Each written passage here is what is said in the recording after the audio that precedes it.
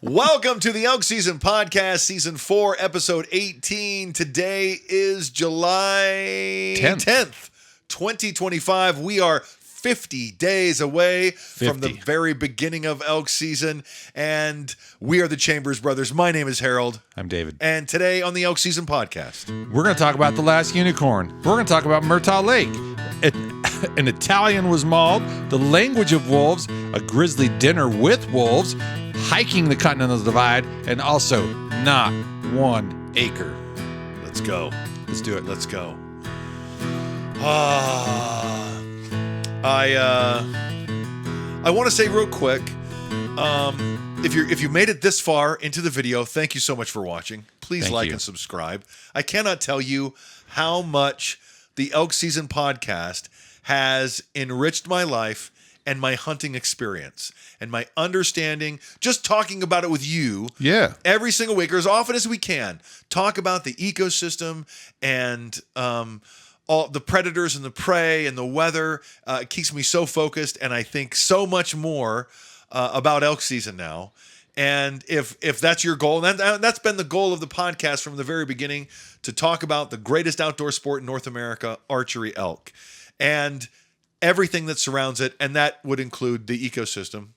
Yes. Of the bears and the wolves and the deer and the antelope and the weather and the ecosystem of Sportsman's Warehouse and Cabela's, right? Dare I say Sierras? Yeah, and we haven't talked about Sierra Trading Post. Write that down. Please write that down.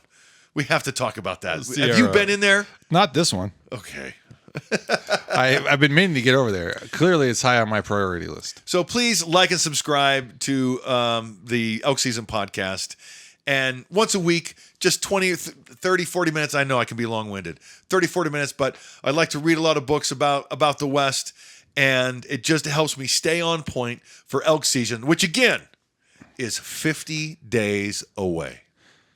Yeah. So go ahead and go hiking and stomp down on that like button right now. Yeah, thank you. So the first thing I wanted to talk about was I'm planning a trip this Saturday. Oh, right. I talked to you about it. Yes, you did. So it was not on my list, but it is now, and now it's scratched off.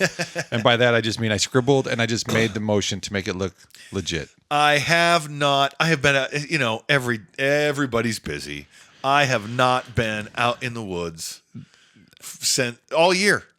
All year, I have not been out, and I'm dying. I've been busy doing so many things. I'm going to be honest.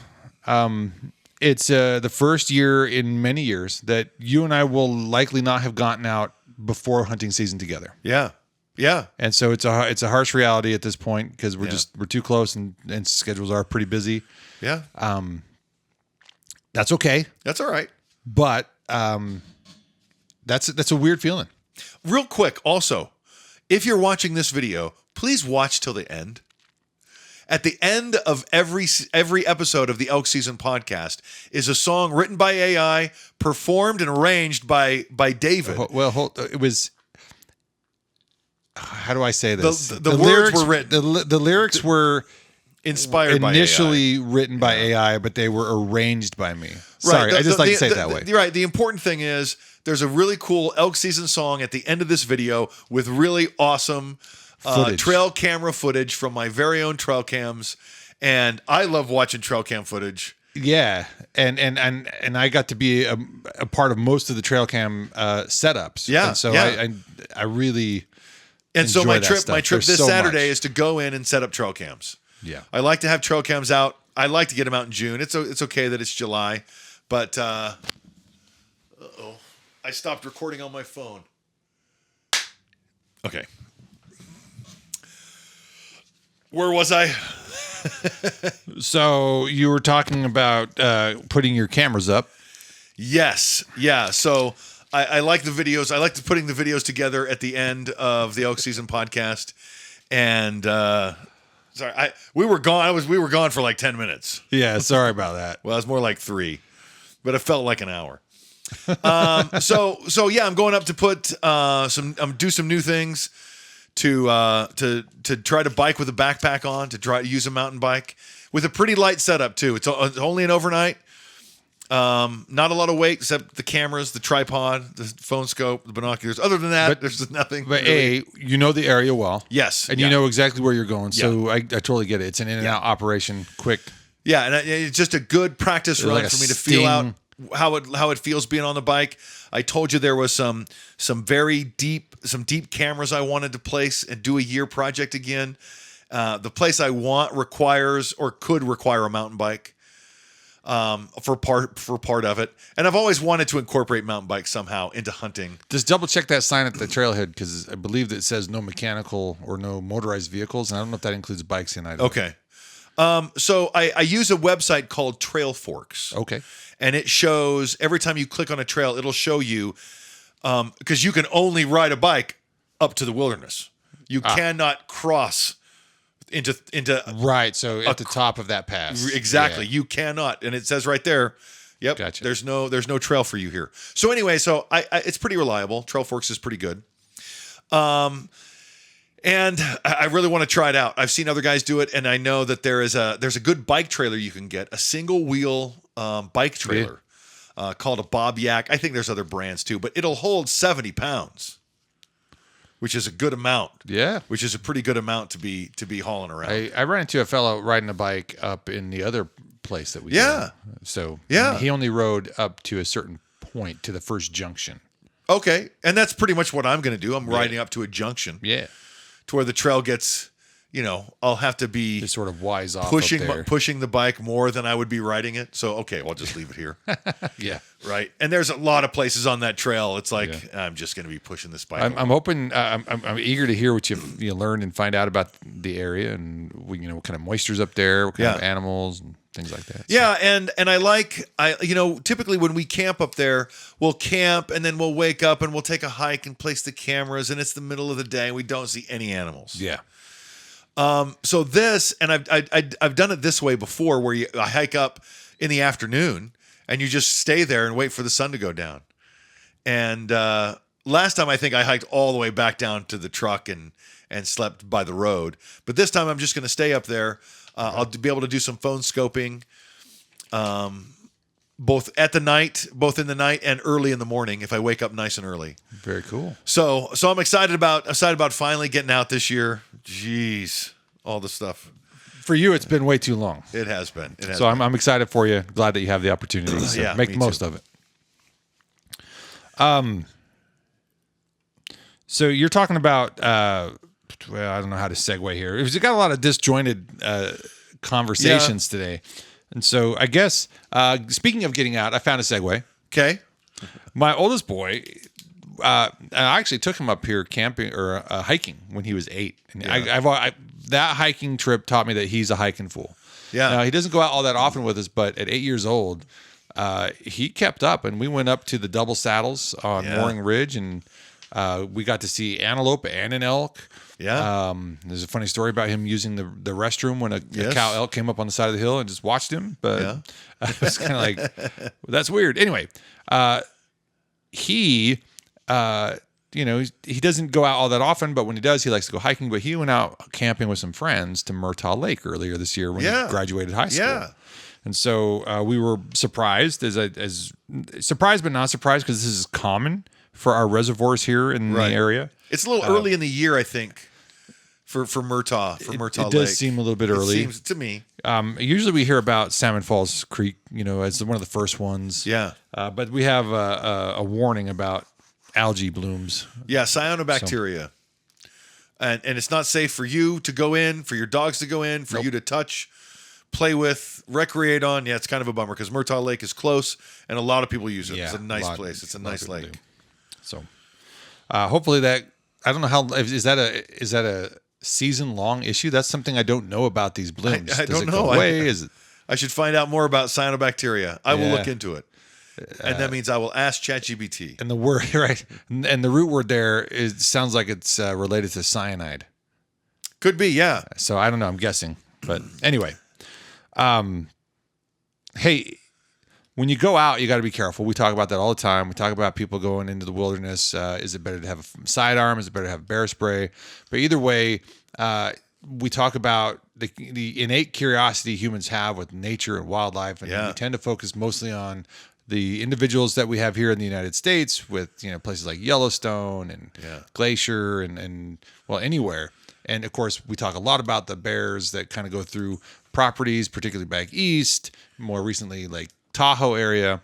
But there was an Italian man that was mauled. So it's not just the point of the story is that our curiosity with nature, our fascination with getting close, our fascination with doing things is not just an American fascination. Yeah, it's a human curiosity. And it was an Italian guy, not in Yellowstone. Yeah, it happened in Romania. And it happened around the world. So it's not just Yellowstone.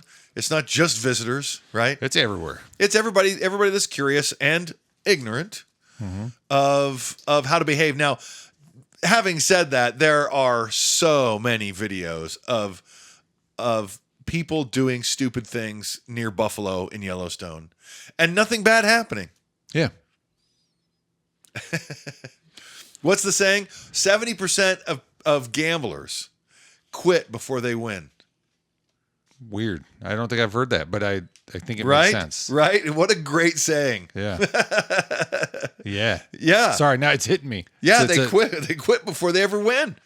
So they don't ever try it. They don't ever really become gamblers. Yeah. The worst thing that can happen on elk to your elk season, like when your son's very first outing, which was last year, we call in a bull and you got so close and missed it, and he's hooked forever. Yeah.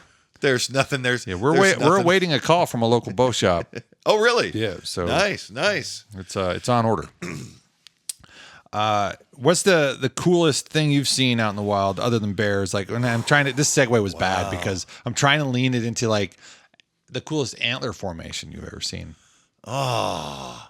Now there's stuff you can see at your local stores, but like I know like that there's my bull. Oh yeah, I like my bull. I think that's really cool. But that's right. Then again, I get to get a really close look at it all the time. So yeah, because your bull is really cool. It's a unique antler formation. Yeah. I remember we saw, and there's actually one similar hanging in our Sportsman's Warehouse where the brow tine is like down in front of the eye. Yeah. Except the one at Sportsman's here is on the left. We saw one with it on the right. Oh, okay. And that's when we met John. That's right. That's the same morning. But you brought this image of we call it the last unicorn, but it's not an elk, but it is a deer with an abnormal antler growth. Just an interesting growth. And there's sometimes does with little nubs of antlers. Yeah. And there's all kinds of weird things. So just little anomalies like that. Nature is diverse. Is that a word I can say? Is diversity? Anyway. It's not a bad word. It's not a bad word yet. Nobody's going to cancel you for saying diverse. You always bring awesome stories to the table. And this week, I'm playing this up because I brought nothing to the table except my commentary. I just didn't see anything. I haven't. My motivation's been a little bit lax this week. And so it's I'm trying to bring a little bit more spark to myself right now. But you really do bring a lot of cool things. And one of the coolest things that you've brought in a while are the sounds of wolves, and today is bar none one of the more interesting ones. I called it the language of wolves in the Animals intro. Don't just make sounds to make sounds. I have said, and I believe very much, that when you hear a wolf howl, if you howled to some wolves, they would know you're not with them.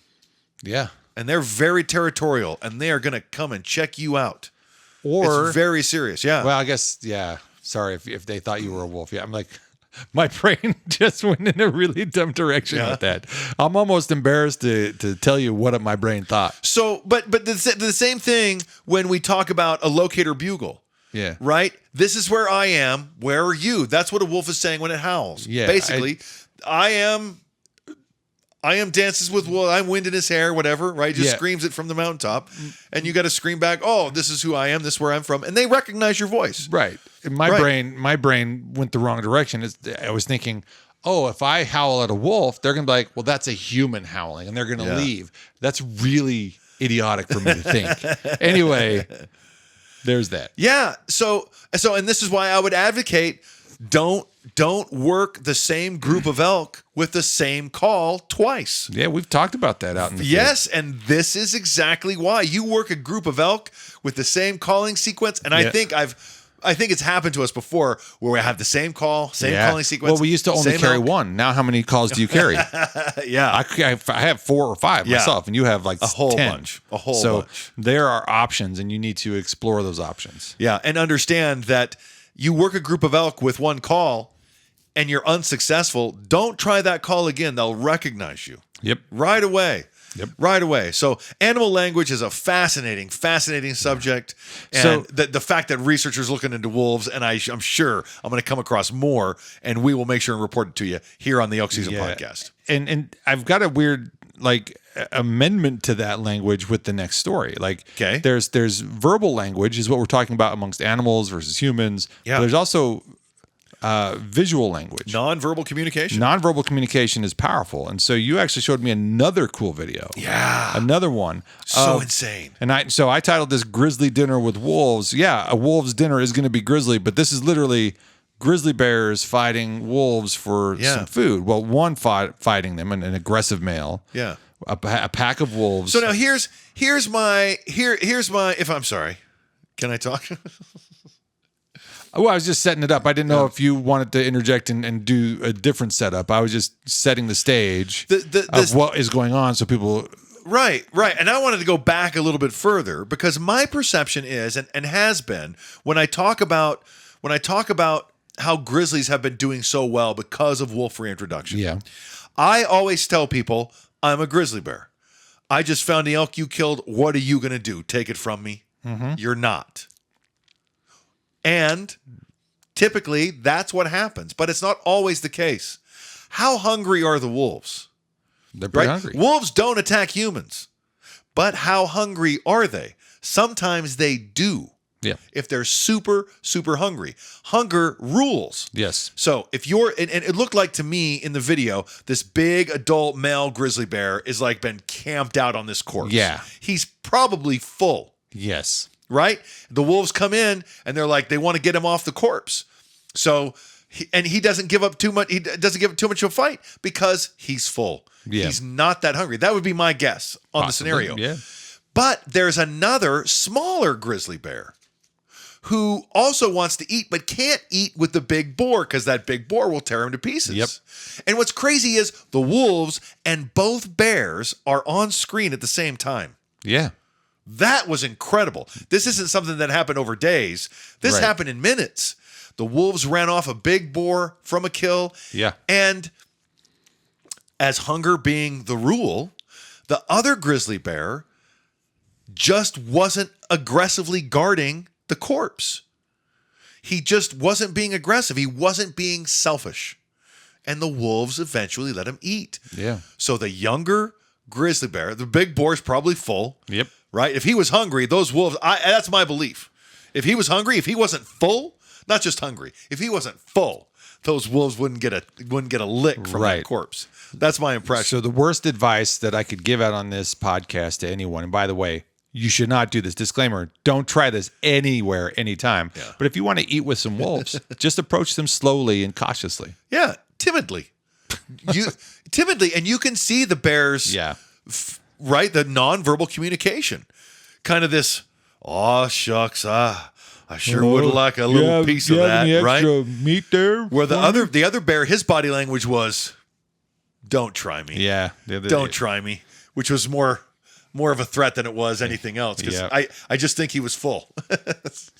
So what's the likelihood of running into one of these bears or wolves on the Continental Divide? In Montana? Yeah. Pretty good. Pretty good. You said you started following a gentleman who's hiking the Continental Divide. So the Continental Divide Trail is of great interest to me. Yes. There's a documentary out there called Ride the Divide.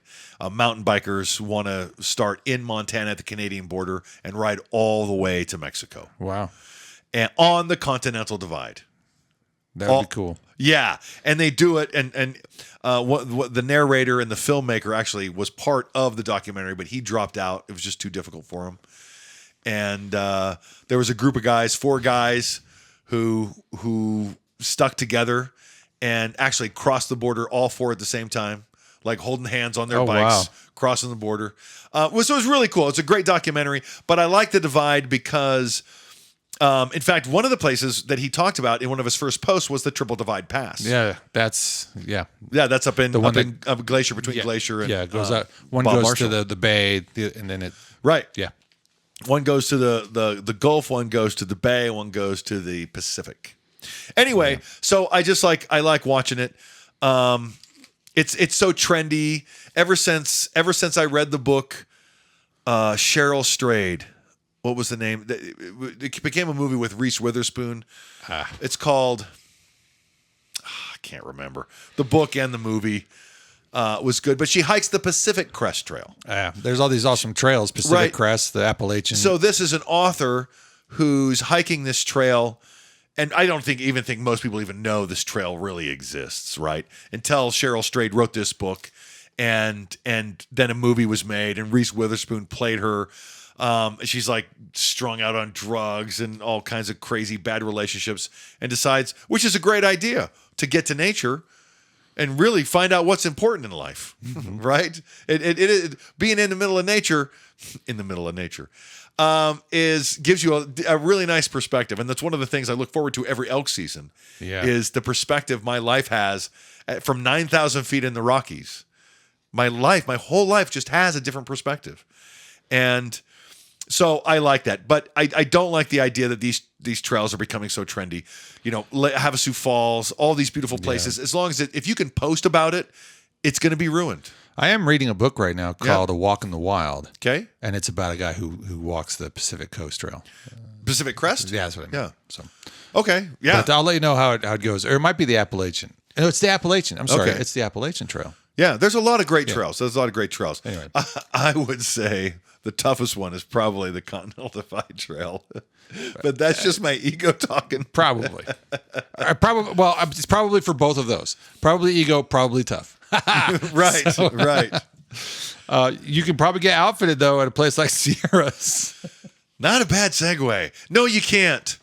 Well, I told you I went to Sierras. Yeah. And I told you my impression. Do you remember what I wrote to you? I don't. I remember it was just like, it looks like a store for, and then it's a giant woman's clothing store with a small camping section.